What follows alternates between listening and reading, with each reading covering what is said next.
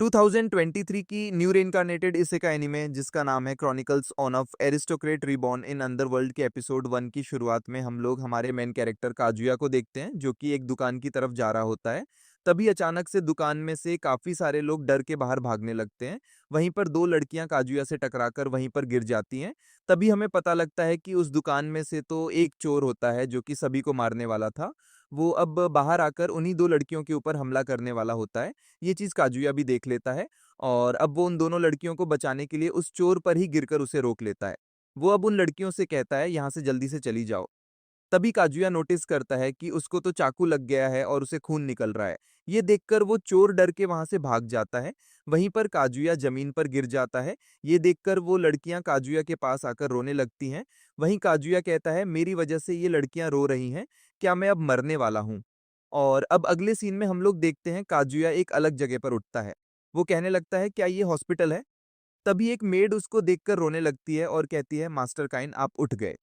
वहीं पर काइन की मम्मी भी उसे गले लगा लेती है। ये सब देखकर काजुया काफी कंफ्यूज होता है। वो शीशे की तरफ देखता है तो उसे एक बच्चा दिखाई देता है। वो पूछता है ये कौन है, वो पागल हो जाता है। वो कहने लगता है आखिरकार ये कौन है। तभी मेड कहती है लगता है काइन काफी कंफ्यूज है क्योंकि वो एक हफ्ते बाद उठ रहे हैं। जिस पर काइन की मॉम कहती है हाँ लेकिन इसका फीवर तो उतर गया है, हमें इसे थोड़ा और रेस्ट करने देना चाहिए। ऐसा बोलकर मेड और काइन की मॉम वहां से चली जाती है। उनके जाने के बाद काइन अपने चेहरे को शीशे में देखता है। वो कहता है मैं तो एक बच्चा बन गया, कहीं मैं रेनकार्नेट तो नहीं हो गया। ऐसा तो लाइट नोवेल में होता है, इसका मतलब है कि मैं वहां पर मर गया। लेकिन कोई नहीं, मैंने उन लड़कियों को तो बचा लिया। जिसके बाद काइन कहता है अगर मैं रेनकार्नेट हो गया हूं तो यहाँ की सराउंडिंग चेक करता हूँ। और अब वो इधर से उधर चीजें चेक करने लगता है। तभी वहां पर मेड आ जाती है खाना लेकर। मेड को लगता है कि काइन ने अपना बिस्तर गीला कर लिया है, इसलिए वो जल्दी से जाकर उसके कपड़े चेंज करने लगती है। ये देखकर काइन शर्मा जाता है और कहता है तुम ये क्या कर रही हो। जिसके बाद हम लोग देखते हैं वो मेड काइन को खाना खिलाकर वहां से चली जाती है। जिसके बाद हमें पता लगता है कि काइन को अपनी फैमिली के बारे में पता लगता है। काइन का पूरा नाम काइन वोन सिल्फोर्ड है और वो 3 साल का है। उसके फादर का नाम है गाम, उसकी मम्मी का नाम है सारा और उसकी 5 साल की बहन रेने। एक्चुअली में सारा उसके फादर की सेकंड वाइफ है। पहली वाइफ का नाम है मारिया और फिर उसके दो बेटे हैं जिसका नाम है जिन और दूसरे का है अलेक। इसका मतलब काइन उसके फादर का तीसरा बेटा है। काइन बताता है कि उसके फादर एक हाई रैंक नोबल हैं और उसकी खुद की एक आर्मी है जो कि दुश्मनों से उन्हें प्रोटेक्ट करते हैं और वो फॉरेस्ट ऑफ मॉन्स्टर्स पर निगरानी रखते हैं। ये सब बातें काइन को मेड बता रही होती है।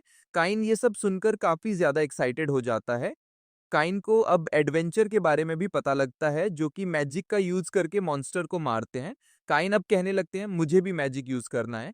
तो मेड कहती है उसमें अभी टाइम है, तुम्हें अभी पढ़ाई करनी होगी। ये सुनकर काइन डिसाइड करते हैं कि वो इसी वर्ल्ड में रहकर मैजिक सीखेगा।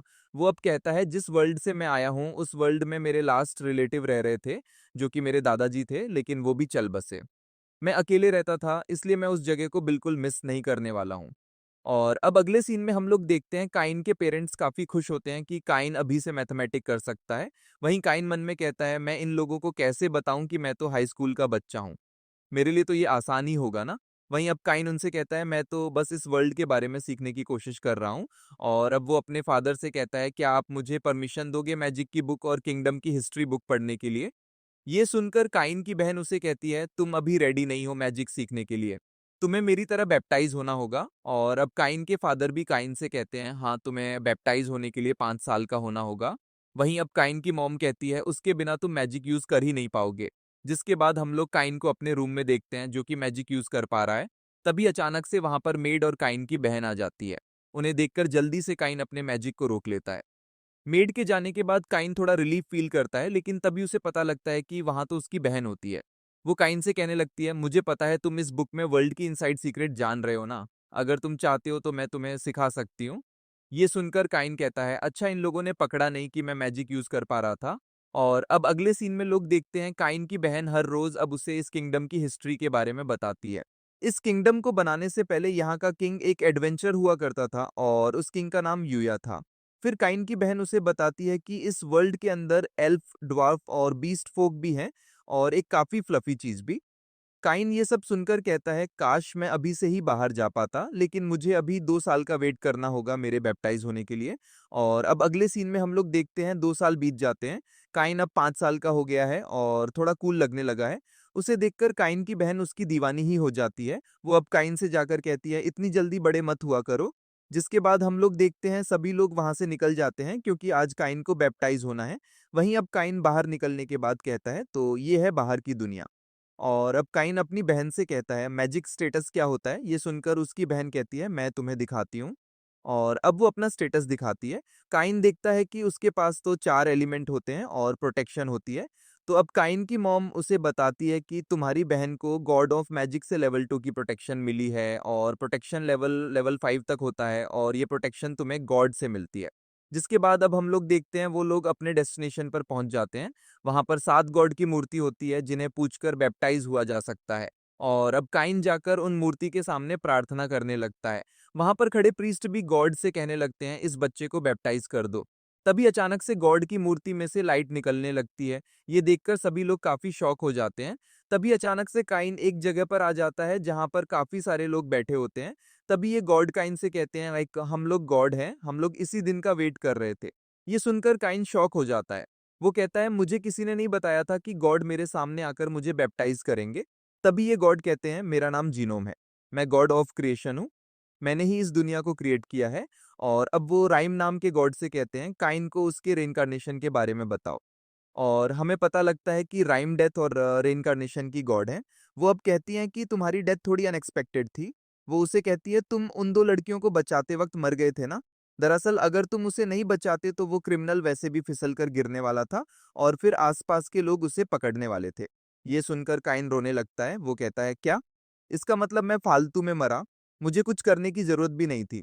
तो राइम उसे कहती है, हाँ लेकिन तुम अच्छा काम करके मरे, इसलिए गॉड ऑफ अर्थ ने मुझे रिक्वेस्ट किया कि मैं तुम्हें इस वर्ल्ड में रेइनकार्नेट कर दूं।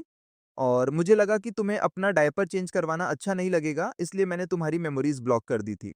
लेकिन जब तुम 3 साल के हुए तो अचानक से तुम्हारी मेमोरीज वापस आ गई। मुझे माफ कर दो। ये सुनकर काइन उसे कहते हैं, माफी मत मांगो। मेरी मेमोरी मुझे वापस मिलने के बाद मैं पढ़ना लिखना सीख पाया, मैं मैजिक भी सीख पाया और तो और मुझे एक काफी अच्छी फैमिली भी मिली है। इसलिए मैं आपका काफी ज्यादा शुक्रगुजार हूँ कि आपने मेरी मेमोरी मुझे वापस लौटा दी। ये सुनकर गॉड ऑन ऑफ मैजिक काइन के पास आती है और कहती है, मुझे तुम पसंद आए, मैं तुम्हें अपनी प्रोटेक्शन देती हूँ। तभी जिनोम भी उसे कहते हैं, हाँ मैं भी तुम्हें अपनी प्रोटेक्शन दूंगा। जिसके बाद हम लोग देखते हैं एक एक करके सभी गॉड आने लगते हैं और काइन को अपनी प्रोटेक्शन देने लगते हैं। और अब जिनोम काइन से कहते हैं, तुम्हारे जाने का समय हो गया है, और अब वो हंसने लगते हैं। जिसके वापस हमें टेम्पल का सीन दिखाया जाता है। वो प्रिस्ट कहने लगते हैं, मैंने कभी भी गॉड की स्टैचू को इतना चमकते हुए नहीं देखा है। ये सुनकर काइन के फादर कहते हैं, लगता है काइन को बहुत ज्यादा प्रोटेक्शन मिल गई गॉड की। और अब वो काइन से कहते हैं, अपना स्टेटस दिखाओ। वहीं पर काइन को थोड़ी गड़बड़ लग रही होती है, इसलिए वो बहाना मारते हैं कि मेरे पेट में दर्द है।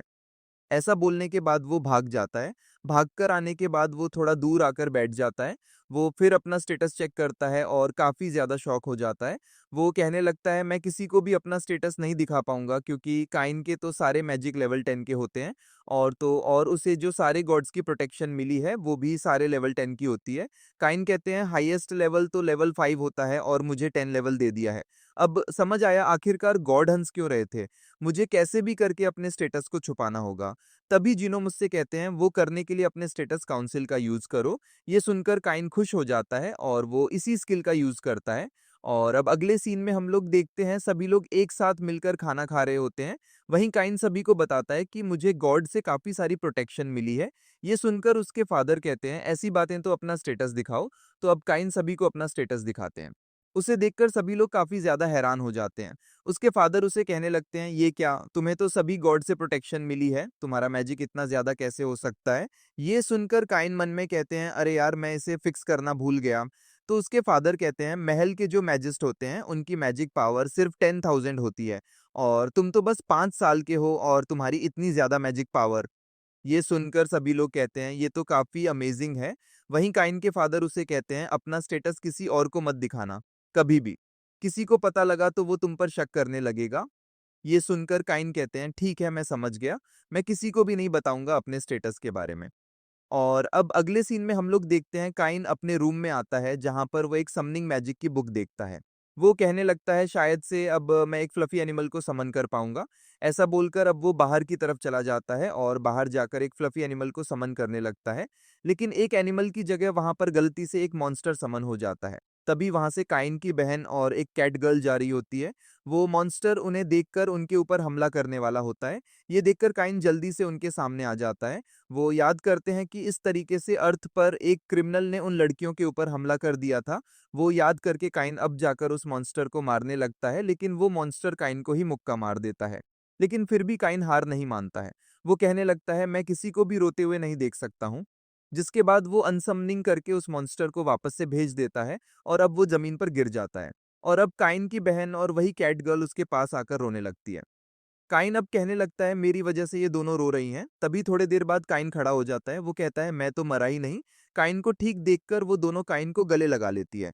काइन अब कहने लगता है ये दोनों स्माइल कर रही हैं। मैं इस दुनिया में लोगों की हेल्प करूंगा। इसी से मुझे खुशी मिलेगी। और अब अगले सीन में हम लोग देखते हैं सभी लोग इकट्ठा होते हैं और सेलिब्रेट कर रहे हैं काइन के बर्थडे को। और अब काइन के फादर उससे पूछते हैं तुम फ्यूचर में क्या करने वाले हो? तो काइन कहता है मैं काफ़ी अलग-अलग जगह पर जाना चाहता हूँ, नई-नई चीज़ें सीखना चाहता हूँ, काफ़ी सारे लोगों की हेल्प भी करना चाहता हूँ, काफ़ी सारे लोगों से मिलना भी चाहता हूँ। इसलिए आप सभी की स्माइल को प्रोटेक्ट करने के लिए मैं एक एडवेंचर बनूँगा। और इसी के साथ हो जाता है ये एपिसोड यहाँ पर ख़त्म। तो अगर आप लोगों को पसंद आए तो लाइक कर देना एंड चैनल पे सब्सक्राइब कर देना।